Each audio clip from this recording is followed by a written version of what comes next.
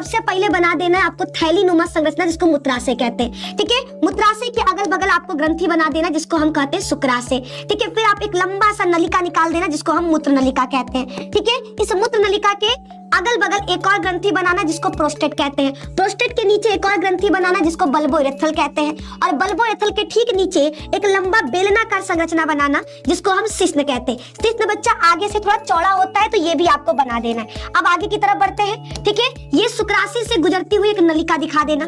ठीक है, इधर से भी ऐसे ही गुजरती हुई नलिका दिखा देना। ठीक है, ये नलिका हमारा शुक्रवाहिनी कहलाता है, जो वृषण से जुड़ा होता है, जो वृषण से जुड़ा होता है। ठीक है, इस तरह से। और यहाँ पर मूत्र नलिका है, जो किडनी से आ रहा है मूत्र को लेकर। अब नामकरण, अब बारी है नामकरण की। देखो, सबसे पहले ये जो गोल अंडाकार संरचना दिखाई दे रहा है, इसे वृषण कहते हैं। वृषण के आधे भाग पर एक कुंडलित नलिका पाया जाता है, इसे अधिवृषण कहते हैं। अधिवृषण कहते हैं। ये जो लंबी सी नलिका दिखाई दे रही है, इसे क्या कहते हैं? शुक्रवाहिनी कहते हैं। शुक्रवाहिनी कहते हैं। ठीक है, ये आपको याद रखना है। उसके बाद बच्चा आपको याद रखना है, ये हमारा ग्रंथि, इसको कहेंगे शुक्राशय। ठीक है, मूत्राशय के किनारों पर उपस्थित ग्रंथि क्या कहलाता है? शुक्राशय। जहाँ पे मूत्र स्टोर हो रहा है, उसे कहते हैं मूत्राशय।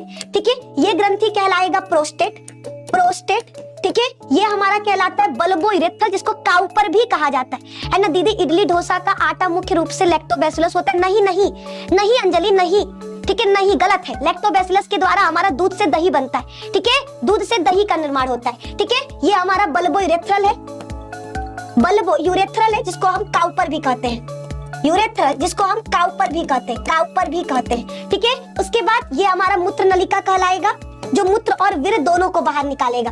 ठीक है, ये लंबा बेलनाकार संरचना, इसको शिश्न कहते हैं। शिश्न का अग्रभाग थोड़ा चौड़ा होता है, इसे शिश्न मुंड कहा जाता है। शिश्न मुंड कहा जाता है। और शिश्न मुंड पर एक छिद्र होगा, जिसे शिश्न छिद्र कहते हैं। और ये हो गया हमारा कंप्लीट, है ना? ये हमारा भैया कंप्लीट हो चुका। बताओ कितना आसान है ना? हम भैया थोड़ा सा टेढ़िया मेढ़िया के बनाए, आप लोग बढ़िया से बनाइएगा, है ना? हमारा थोड़ा सा ऊपर नीचे हो गया, बट आपको भैया सोच समझ के, संभल के, बढ़िया तरीके से बनाना है ना? सभी को याद रखना है। ठीक है,